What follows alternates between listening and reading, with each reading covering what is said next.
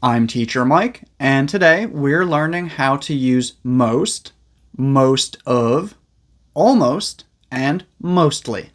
Also, if this is your first time watching one of my videos, please don't forget to subscribe to this channel because I have new videos like this one each Sunday, as well as a live lesson each Tuesday. Now, let's start with most and most of. We use most to talk about a very large percentage or number of something. It means that there are more things like this than there are things not like this. Basically, about 60 to 99%.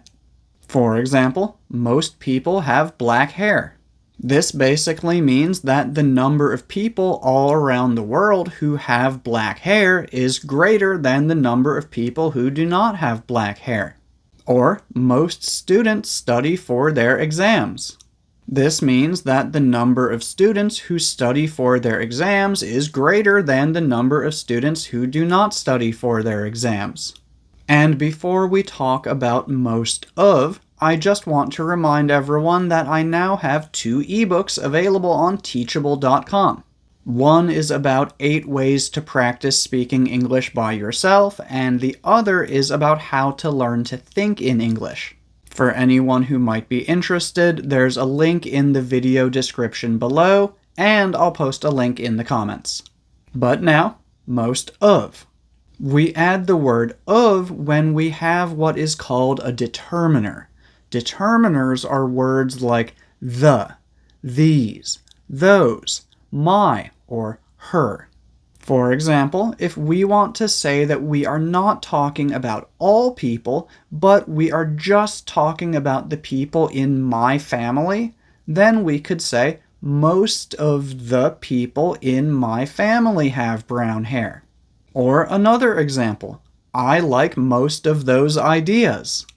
Again, the determiner, those, tells us that we are talking about a specific group of ideas, not all of the ideas in the world. And because we have the word those, we also need the word of. However, when we have the determiner the, there are some situations where it's up to you whether or not you want to include it. For example, you could say, the people in my family. Or you could just say, people in my family. Both of those are correct. The word the just makes it feel a bit more specific. This means that you could say, most of the people in my family, or you could just say, most people in my family. And again, they mean basically the same thing.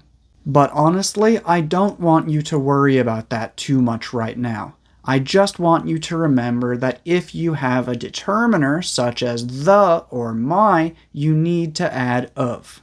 You also need of when you have a pronoun such as you, us, them, or it. For example, most of us enjoyed the movie. He lied to most of you. Or, I've already done most of it. Now, let's look at mostly. Mostly is very similar to most. However, we use it to talk about how often something happens or how true something is, not an amount of something. Also, while we use most with nouns, such as people or things, we usually use mostly with adjectives and verbs. For example, this information is mostly correct. Here, mostly is modifying the word correct, which is an adjective. Or, I mostly go there on weekends. In this one, mostly is modifying the word go, which is a verb. And finally, let's talk about almost. Almost is similar to nearly. It explains that something is very close to being true or very close to happening. Sometimes we use it with numbers. For example, she has almost $200. That means that although she doesn't have exactly $200, she does have an amount that is very close to $200. Or instead of numbers, we can use it with words like all, every, or none. For example, almost none of the students knew the answer.